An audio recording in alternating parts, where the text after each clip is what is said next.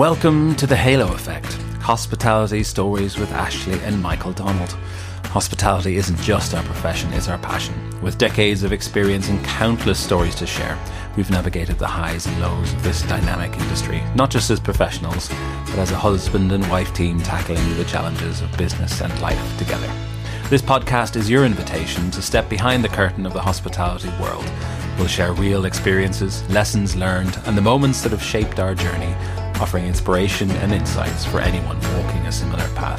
Whether you're just starting out or have years under your belt, we're here to remind you that every challenge is an opportunity and every story has the power to inspire.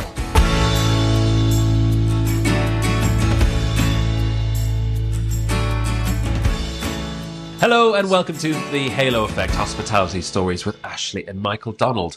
Today we're joined by someone who is no stranger to the world of hospitality, the brilliant Matt Hughes. After spending 2 decades with Marriott focused on global sales and franchise development, Matt has taken the bold step into entrepreneurship with the launch of Accommodate Consulting, supporting hotel owners and investors with franchise strategy, asset optimization, and navigating the fast-evolving landscape of AI. Matt, it is a real pleasure to have you on the Halo Effect. Thank you very much for joining us. Welcome. Michael, hello. Great to be here. Look, thanks for having me. Matt, for those who don't know you yet, could you share a little bit about yourself and your background and how you found yourself into working in the hospitality industry? Hey, for sure. I mean, hospitality is in my DNA. I was thinking back to when it was never a conscious effort to move into hospitality. But if I can think as a child, I would always be the person welcoming my parents' guests, setting the table, serving the food. But I think the seed of hospitality was truly instilled in me as a child. We used to be taken down to the beautiful Headlands Hotel in Newquay, which was this big Victorian building. Wow. And as children, we used to run around there. I remember from the witches. Exactly, Roald Dahl's The Witches, and as you can imagine, the Roald Dahl The Witches, yeah. An amazing place for children to run around, and but I think it was probably my first visits to London when we used to drive down Park Lane and see all the beautiful hotels, and we stayed at the Cumberland Hotel as it was, and but yeah, it's interesting when I talk to other people who have gone into hospitality in schools. That was not my natural route. I found myself working for Marriott and up in Scotland. But after 20 years, then I decided it was time to set up on my own and take all that knowledge and experience, set up Accommodate Consulting to help owners and investors future-proof their hospitality assets, and it's become. I'm super passionate about franchising and everything that's happening in the world of franchising, be it sustainability and innovation. And I found today that building a business shares a lot with everything I'm going through training for my marathon that I'm doing at the moment. So wow! It's been. Yeah, it's keeping myself very busy at the moment, and but I'm finding the training is providing clarity and discipline and resilience that I'm needing to build a business as well. Wow, launching a business and training for a marathon, there have a lot of synergies there, isn't there? Absolutely. A lot of pain, a lot of reward.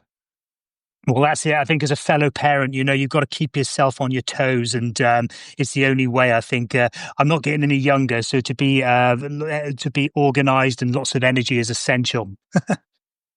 Yeah, absolutely. So, I mean, franchising is kind of what you've been sort of specialising in with Marriott over the last 7-8 years, something like that.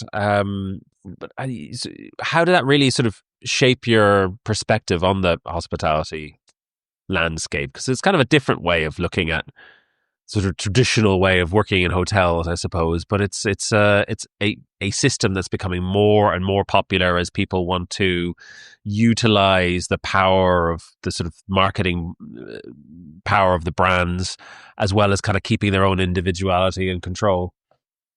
Well, that's correct. Franchising is super interesting, and I came from the managed world. But then in my, I spent best part of a decade in global sales.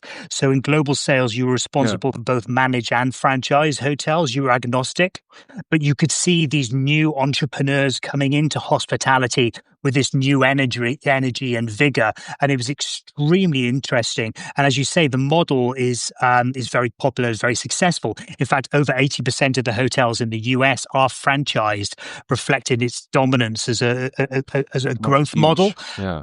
Yeah, it's absolutely huge. But for me, it was super interesting in terms of I'm always passionate about learning. And so when I started looking about franchising and I joined the franchise support organization at Marriott, I had to be that point of contact for the owner to really understand all nuances of the business. So that might be legal, Mm. commercial, operational. And it was my job to help those owners then navigate that complexity. There might be brand negotiation, multi-unit strategy. And so it was super interesting to me because you were meeting some really interesting people, having some great conversations and always learning. Yeah. Well, I would imagine when you're kind of meeting those owners, some will be very experienced within franchise and they'll probably already own multiple hotels with franchising. But what about the ones that are kind of moving into it for the first time and dipping their toes in franchising? Is there a sort of an element of well, I suppose there's this, once they've signed the contract, they kind of maybe understand a little bit more that's coming in. But when you're sort of curating that relationship and you're kind of educating the potential for a new franchise, what are the biggest challenges? What do you see? What are owners and investors? What do they most want to know from you in those sort of situations? What are their biggest challenges? Well, every owner and every franchisee is different. They all have different motivations and expectations. And so it comes down to the basics of hospitality, of people dealing with people, because franchising, whilst it is a powerful model, it only works when owners go in with clarity and strategic alignment. So you understand what they're trying to achieve and they understand what you're trying to achieve. Because a franchise agreement could be anything from, 5 years to 50 years. And I've dealt with everything in between. So it's a bit like a marriage. There's going to be ups and downs, but the only way that it can be successful is with great communication and great engagement. For example, I can share maybe a challenge with you to give you an example of how you sort of balance that owner needs and brand expectations. If you have an owner who has an asset that they're looking to sell in 5 years' time, it's a very different conversation that the brand are having, because the brand want the owner to continue to invest and renovate that hotel for it to be hitting all the brand standards. But that owner may only be interested in the short term. And if the hotel is already commercially successful, they don't see the benefit of spending money on a renovation. So, yeah, I mean, it's a super interesting world, and I've dealt with everyone from small family companies who are very passionate about their hotel, which has maybe been passed down from their father and their father's father, and they'll only ever have one hotel.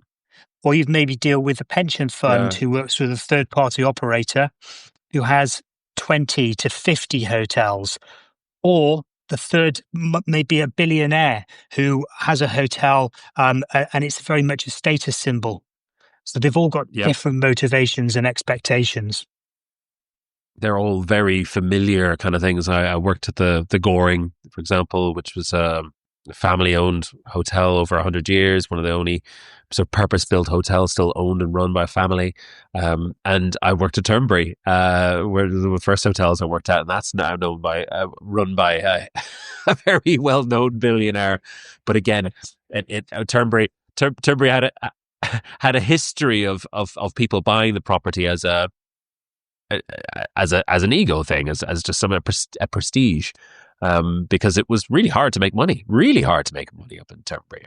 It is. So many people go there and they see it's expensive to buy a coffee, and you understand that there are huge expenses there. It's not just a bit of coffee and hot water. There's everything else that it costs to run a hotel, especially in that kind of location, and the amount of employees that work for the business as well. It's incredible. I think it's really interesting when you talk about I think it's really interesting when you talk about the difference between an investor owning between 5 and 50 years. I mean, 5 years is like a flip, really, isn't it? Like for a hotel, certainly, you'd probably spend about a year or 2 years buying the thing in the first place. So Yes. But something Yeah. that's come up a few times in our series has been talking about ESG and the impact on that. I would imagine someone who's going to own or propose to own somewhere for 5 years is probably not interested at all in spending money on updating the property for ESG.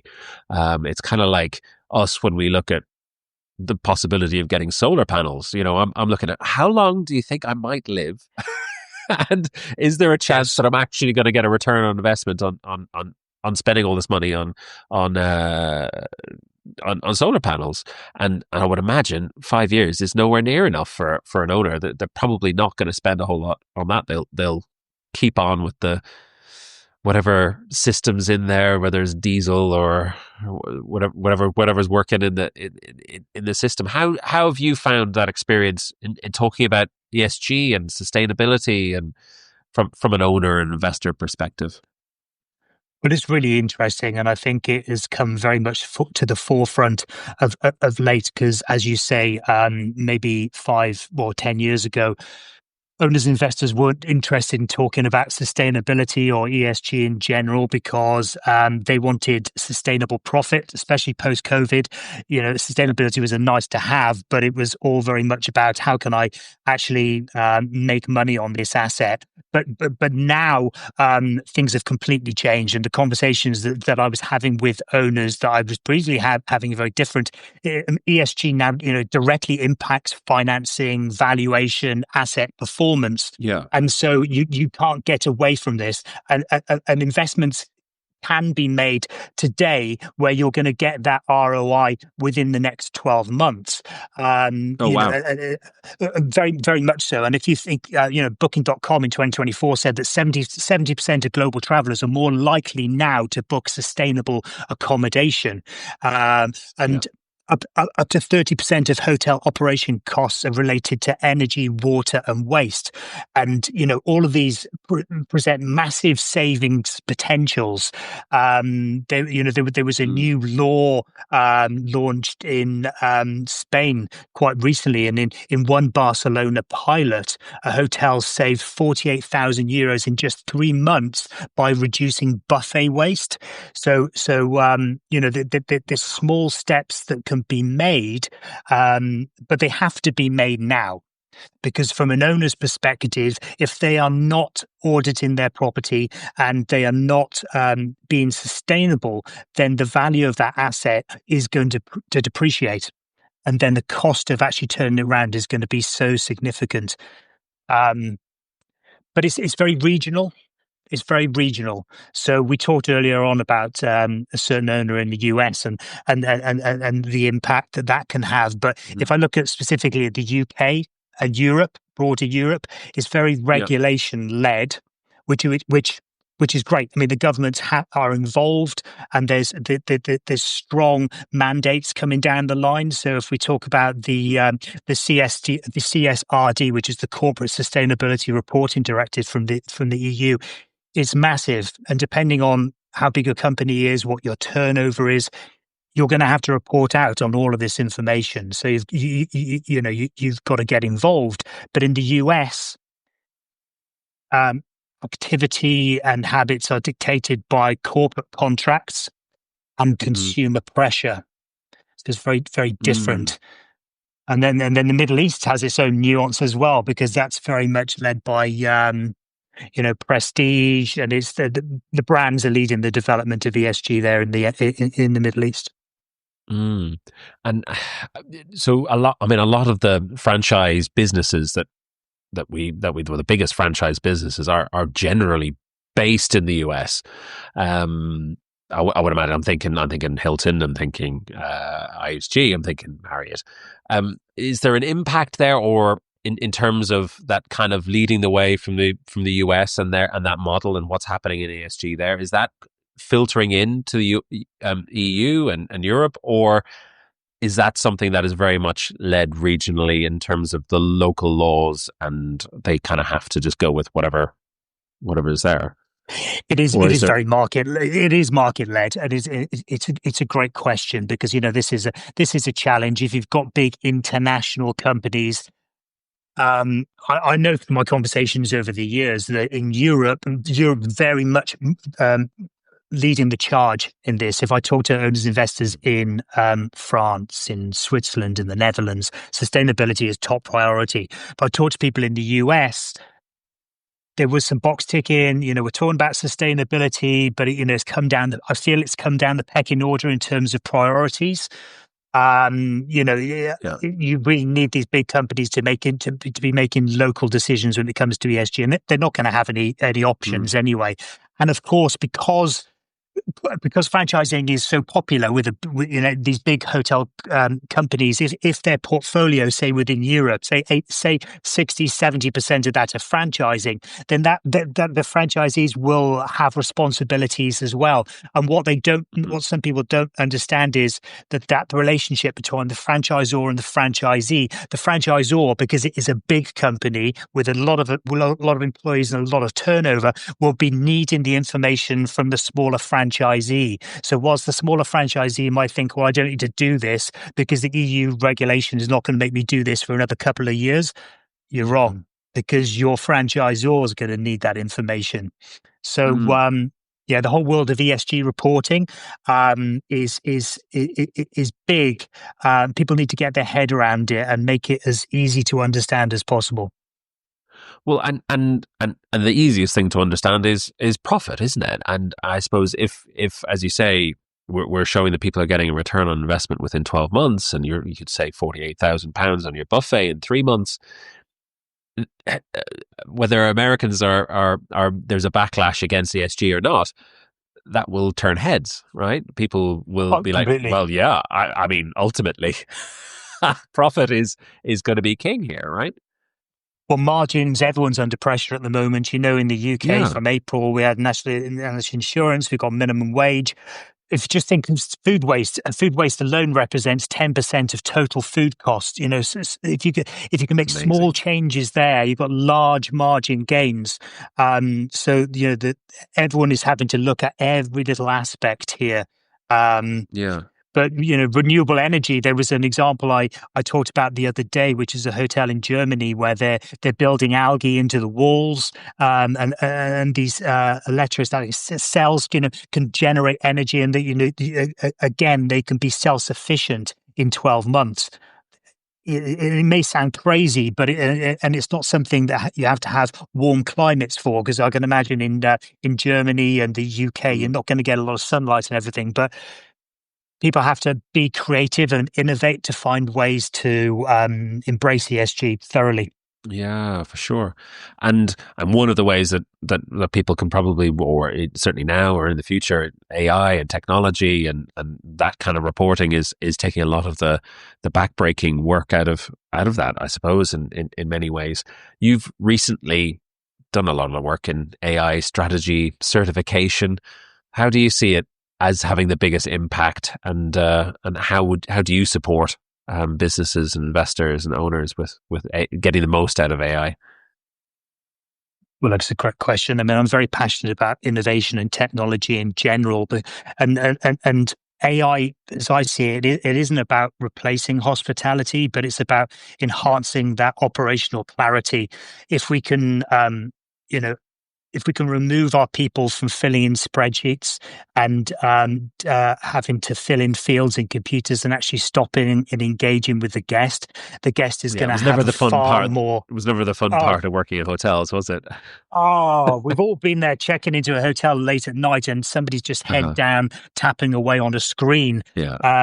It's not really what hotels should be about. But my vision, I mean, it helps clients make smarter, faster decisions with that tech support. I mean, I'm using it for everything I'm doing with my business because I'm on my own. But I've got so many AI assistants set up, so I'm really a force of 5 people there, which is great. But from an owner's perspective, if they can really sort of get on the bandwagon with AI, they're looking at sort of optimization. You can improve room revenue by up to 10% when combined with strong market segmentation. At the end of the day, it's not going to replace the human touch, but if you embed AI into all aspects of your business, then you can supercharge it. It's really interesting. There's so many practical insights to AI that that I've been looking at to work on, from my advisory perspective. And you just need to pop onto LinkedIn to see it's absolutely everywhere. It's the ultimate enabler as far as I can see it. When used right, it can reduce the complexity and empower owners and investors to make smarter choices faster. And what are the most practical steps that people should be taking if they still feel that they are a little bit behind the curve or not utilizing it to the best? I mean, it's a bit intimidating for people who might have, let's say, these passionate family hotel owners who haven't really looked at it in too much, and they feel that it is a threat to the way hospitality works, and they're not really sure how to do it. What would you recommend to them? Well, yeah, exactly. I mean, as you say, knowing when to deploy it is critical. It's about a balance, not a replacement. I think you need to find people in your business who are passionate about learning, who are looking to sort of eliminate inefficiencies and complexities. What you need to do is really sit down and go through everybody's job role, exactly what they do, what they're spending their time doing, what are the repetitive tasks, how can we look at them building this into a system flow that can just make it easier and quicker, but still keeping the human agency there, because it's still early and you need to tweak it, and it's not there to sit instead of humans or a replacement. But the hospitality leaders, they really need to embrace it as a decision making partner, not it's taught a lot as a co-pilot, and that's fine. But the humans, the businesses, the people in the hotels, they're the pilot. It needs to be this joint partnership. But I think that to your question, it's sit down, go through everything in your business, every daily task. If there's something there that is just repetitive, you can automate that as quickly as possible. That's going to be the first point. But it's about education. It's about dedicating to it and finding maybe some of the young leaders in your business who have a real appetite and a zeal for this to educate other people. Yeah, I mean, it brings me back a little bit to kind of the operational innovation teams in what was Starwood back in the day, now part of Marriott. But when we're kind of looking sort of lean operations reviews and actually just looking literally at every process that people do, and is it value adding, is it value enabling, or is it non-value adding? And actually just how much time do you spend doing that? Do you have to be doing it? Should we eliminate it, or can we improve it? What do we need to do? And actually very hands-on and actually understanding what your team's doing. I think sometimes when I ask these questions like AI, I'm like, what about AI? Actually, AI is everywhere. Like it's in your phone, it's on your computer. It is all these tools that you buy, all these tech stacks that you have. And I think ultimately the most important thing is that you have tech solutions that all work together. And that is something that hospitality traditionally has been not great at. You would have someone new into the business, and I've used Opera, or I've not used Opera, and I prefer to move to this tool, and everything gets switched over, and we end up using a different tool, and it turns out that doesn't work with something else.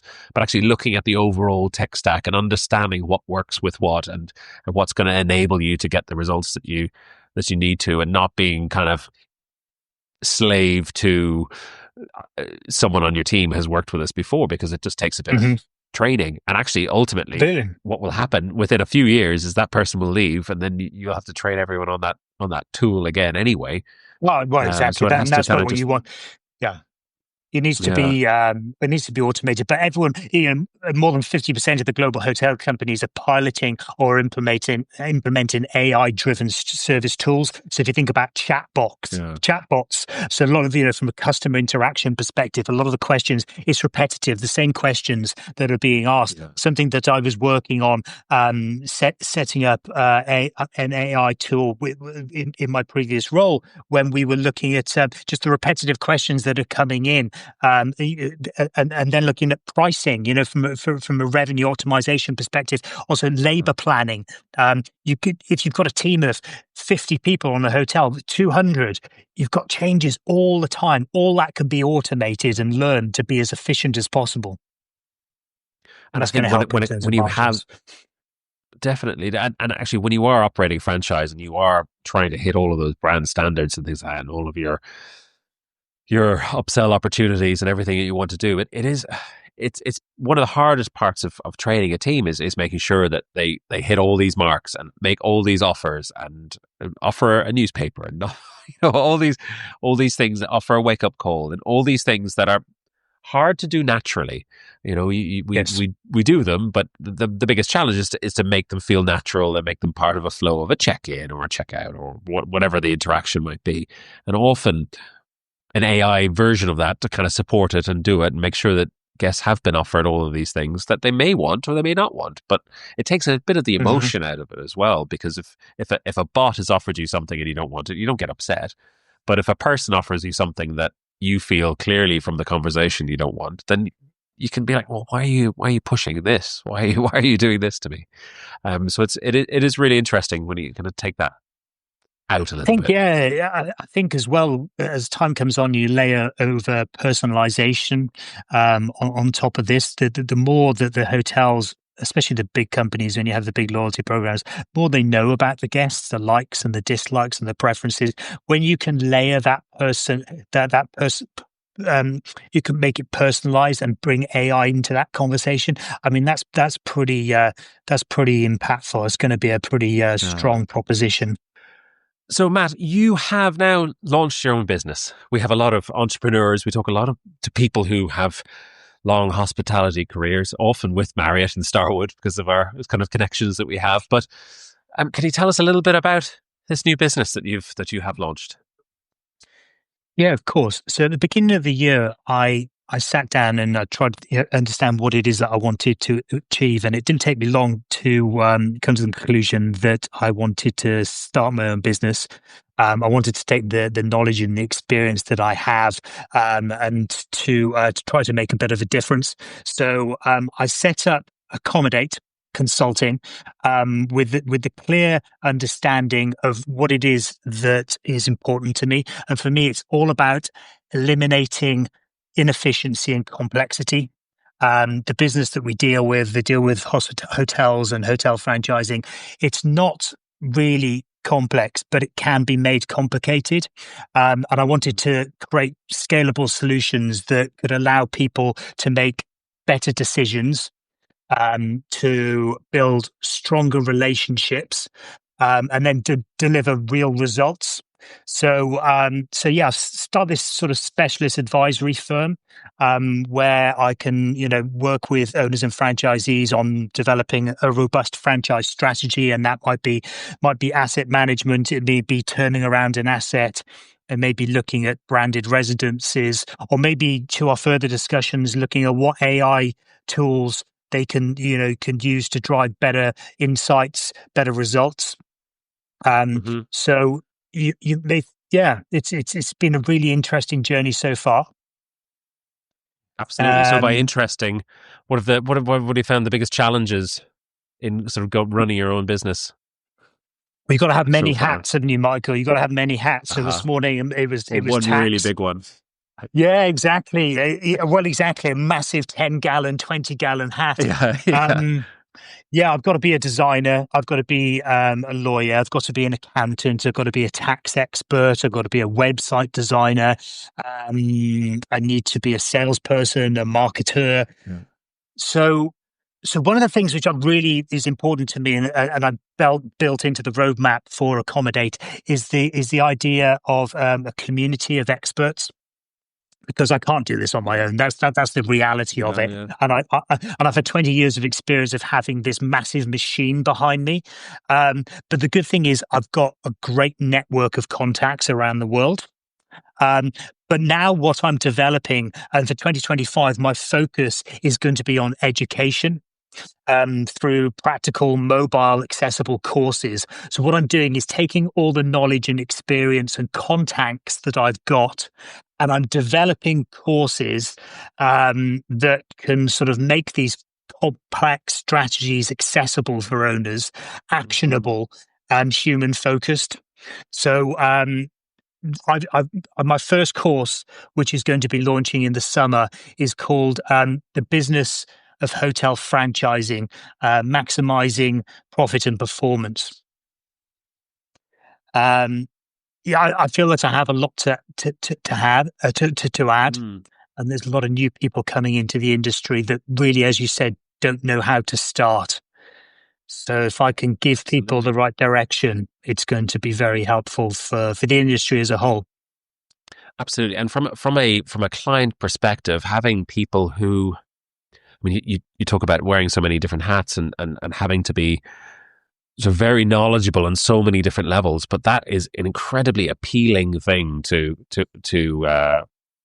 clients as well. Sometimes they just want someone to come in and solve problems for them, and sometimes those problems are not sitting within what you traditionally would have been working on when you were maybe working in franchising for a big corporate, because you would have had, the legal team will take care of that. Well, I'll push it over to the side. They'll take care of it. But you can really kind of introduce them. You can say, well, these are the things you might want to maybe consider for the legal question. And if you need to have more expertise, if you want to go down that route as well, I can now also introduce you to someone who will really be able to help you. But even just the first step is often the hardest, isn't it? It's like, it is. I have a legal question. Even if someone can just sort of tell me, is this something I should be worrying about, or is it something that I need to speak to an expert now? And you can say, well, I wouldn't worry about it so much right now, but maybe at this stage you will want to be able to get some real guidance on it. But it's not something you need to sort of focus on right now. And it's having people who have that broad experience, that that confidence and that understanding of the wider business is really, fix really it all together and valuable. Yeah, it really is. And sometimes, when you're starting a company and you've been in this situation, you have doubts.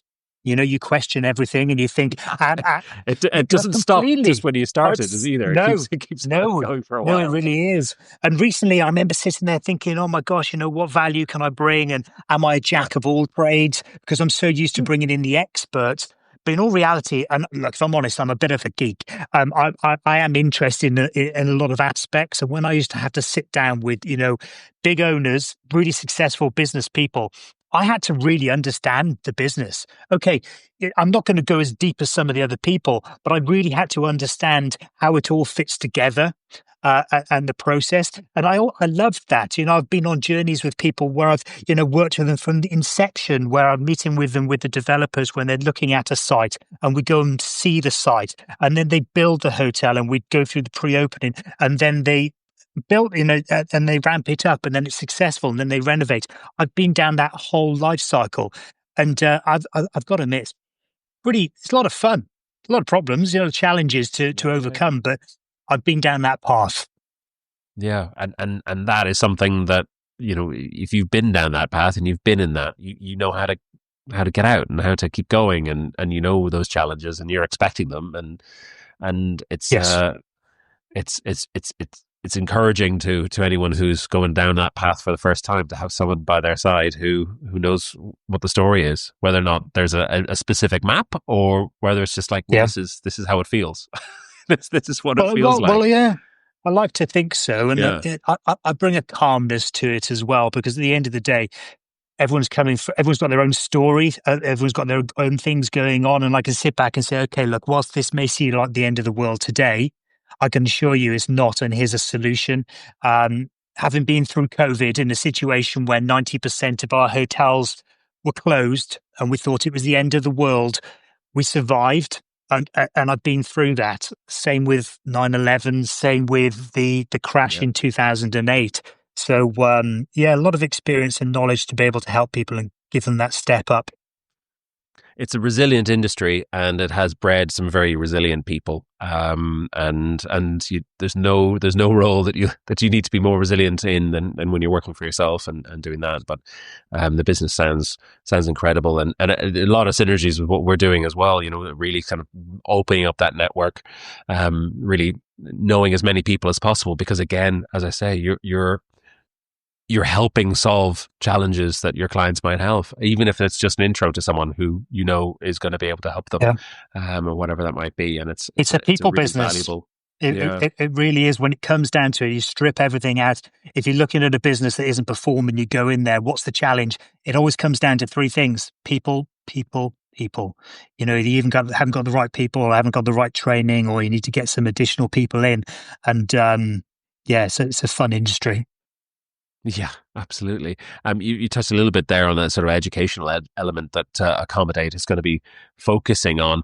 It's something that we're very passionate about in terms of mentoring and encouraging these people into the next stage of hospitality. There are huge challenges going on at the moment with the sort of NI thresholds and things like that. It's become potentially easier to not have as many part-timers, which are often young people, often women, working for you. And it's the cost of sticking with full-time employees hasn't been impacted as much. But what do you see as your role and hospitality's role in encouraging people into the industry? It's something I'm super passionate about, and over my time, I've mentored people, and I recently went out to Switzerland, and I presented at La Roche, the hospitality school there in the beautiful Swiss Alps, and Wow. and it was amazing to see all these young passionate people starting their career, and it really gave me strength to know that they still see hospitality as still a powerful, meaningful career path. Because there's so many different avenues that you can go down. But I had the unique opportunity to stand on stage for an hour and talk to people about, what was important, because you know how it is. You finish university and you think, that's it, I've got my degree and I'm ready to go. And the reality is you're still just starting your journey there.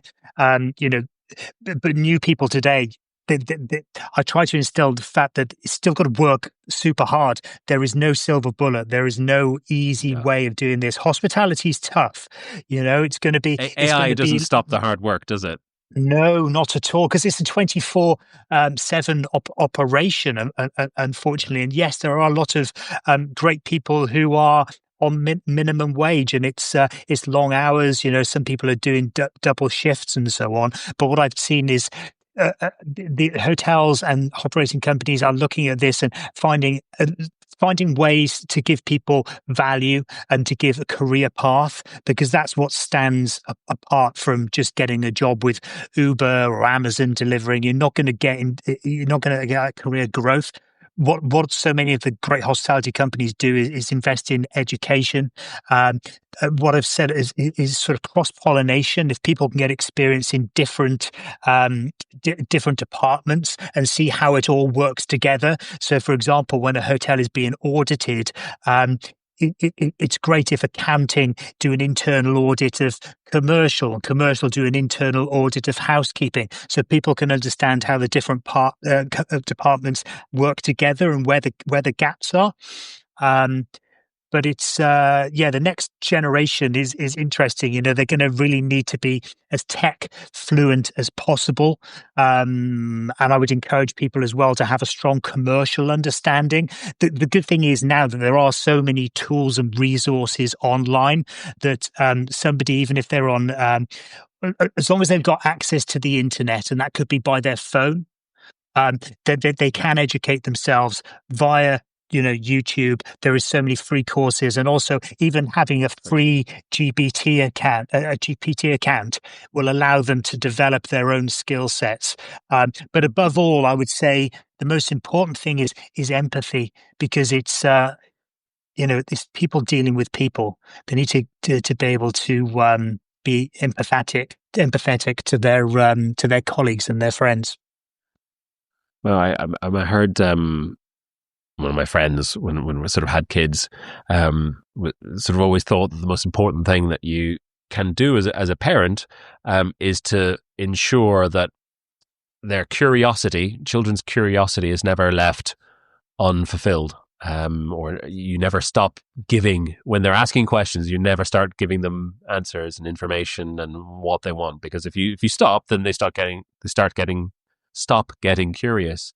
And that feels really, really similar when you talk about trying to encourage people to be curious, to look at those YouTube videos, to put prompts into ChatGPT. That information that they have access to now is unbelievable, but so often people will ask someone else, or without maybe trying to find the answer themselves, and that delays things, and then their curiosity isn't fulfilled, and maybe someone forgets to reply, and then suddenly they're left with this question, and no one's ever answered it for them.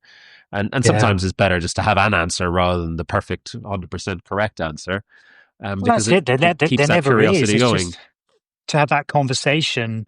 And I also think that the gift of the library card, we still have some, especially here in the UK, still amazing libraries. I mean, with my kids, we don't have a television at home. I haven't had a television for 30 years, and I instill, and my children's school is great. Everything, it comes down to reading, to phonics, to making sure they can read as quickly as possible. And now with a library card, the world is their oyster, and that's great because they don't have to have access to the internet and all the world and the concerns as parents that brings. They can be self-sufficient and just feed that desire for knowledge, which, as you said, we have to fuel. Yeah, absolutely. No, that's really interesting. I mean, there's so many similarities between being a parent and actually being a leader and encouraging people to learn within work, isn't there? It's very, yeah. Matt, thank you so much for joining us. I think it's been a great conversation. I'm really excited to see Accommodate Consulting grow, and I'm sure we'll cross paths regularly in the future. We look forward to learning more about the business, and hopefully we'll all grow together. But it's been a great chat. Thank you so much for joining us.